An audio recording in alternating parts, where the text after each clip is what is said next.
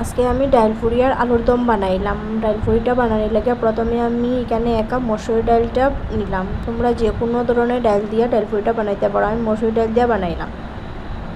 ডালটারে ভালো করে ধুইয়া কত সময় ভিজিয়ে রাখিলাম। এখন আমি ডালটারে সিদ্ধ বয়াই দিব।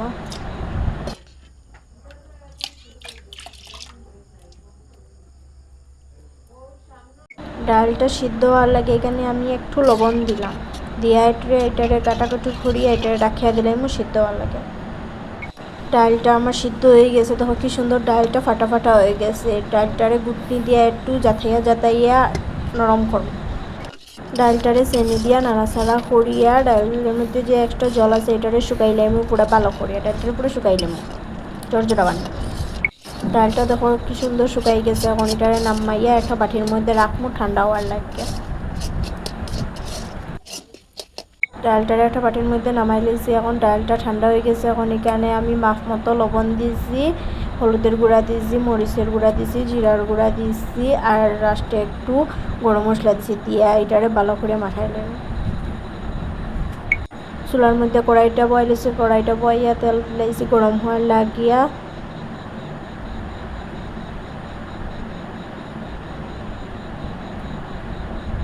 তেলটা গরম হয়ে গেছে, ডাইলের পুরটা বানাই লেগে এখানে আমি তেলের মধ্যে পেঁয়াজ দিয়েছি, আদা দিয়েছি, দিয়ে এটারে লাল লাল করে বাজিয়ে লাইছি। তারপরে এখানে আমি ডালটা ছাড়িয়ে দিব, দিয়া ডালটারে জোরজোড়া করে ভাজা করব।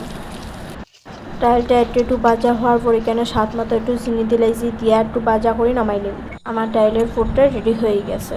এখন আমি আলুর দমটা করব। আলুর দমটা করার লাগে প্রথমে এখানে আমি কয়েকটা আলু নিলাম, এটারে ভালো করে ধুইয়া চুলাইলাম। চুলাইয়া সুন্দর করে খাটিয়া জলের মধ্যে ভিজিয়ে রাখিলাম।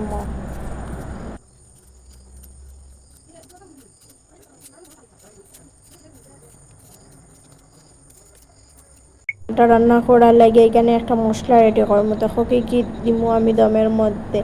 চাল মগজ নিচ্ছি, লাউ বিচি নিচ্ছি, ছোট্ট একটু আদা নিচ্ছি আর একটা কাঁচামরিচ নিচ্ছি, এগুলো এখন পেস্ট করবো।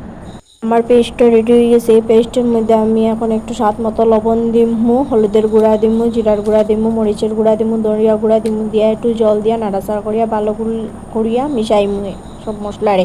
তারপরে একটু তেলের মধ্যে দিয়া ভাজা করবো।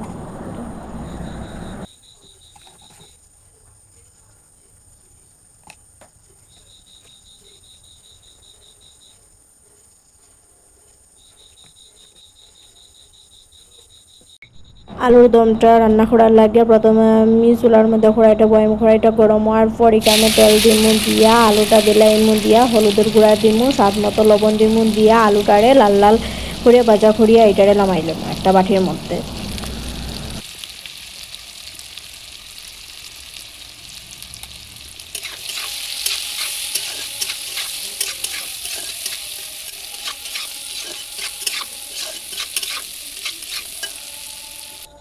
আলুটা ভাজা করা হয়ে গেছে, তারপর আমি চুলার মধ্যে আবার কড়াইটা বয়াই দিমু, বয়াইয়া একটু তেল গরম করবো। তেলটা গরম হওয়ার পর আমি কড়াইয়ের মধ্যে দিয়া তুমি একটা শুকনা মরিচ তেজপাতা দিয়ে এটার একটু ভাজা করিয়া যে পেস্টটা বানাইছিলাম এই পেস্টটা দিমু, দিয়ে পেস্টটা ভালো করে ভাজা করবো। ভাজা হওয়ার পর এখানে লাল লাল করে ভাজিয়ে রাখা আলুগুলা দিয়া দিমু, দিয়ে একটু জল দিয়ে নাড়াচাড়া করবো।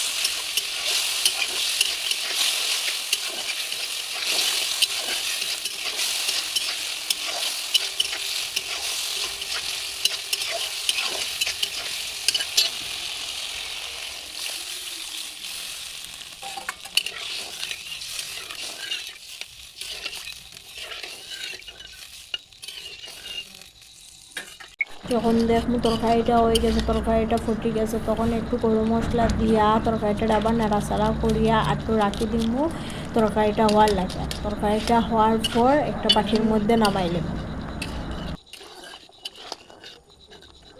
আমার আলুর দমটা বানানো হয়ে গেছে, এখন আমি ডাইল ফুরিটা বানাইমু। ডাইল পুরিটা বানানোর লাগে আমি একটা বাটির মধ্যে প্রথমে ময়দা নিলাম আর এখানে স্বাদ মতো একটু লবণ আর একটু চিনি দিলাম দিয়ে এটা একটু সাদা তেল দিলাম দিয়ে এটারে ভালো করিয়া মাখাইমো তারপরে একটু গরম জল দিমু দিয়া ভালো করিয়া মাখমো এটারে নরম করিয়া।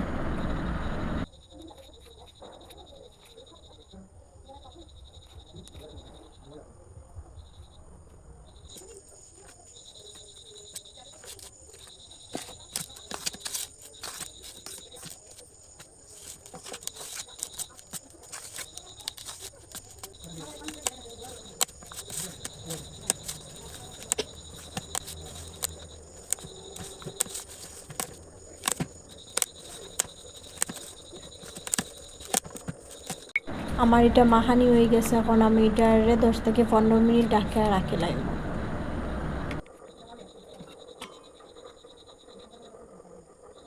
15 মিনিট হয়ে গেছে ঢাকনাটা সরাইলাম ঢাকনাটা সরাইয়া হাত দিয়ে আটটু নরম করে এটারে মাখবো মাখার পর এটারে ছোটো ছোটো করিয়া বল বানাইমু যেরকম আমরা লুচি খাই ওই রকম সাইজের বলটা বানাইমু।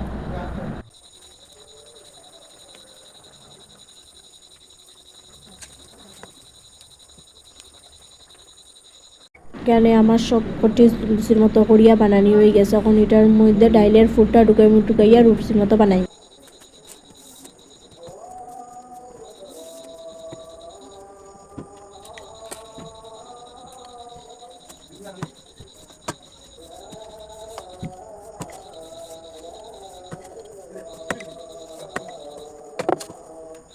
আমার এখানে সবটি ডাইল পুরি বানানো হয়ে গেছে এখন একটা একটা করিয়া বাজবো।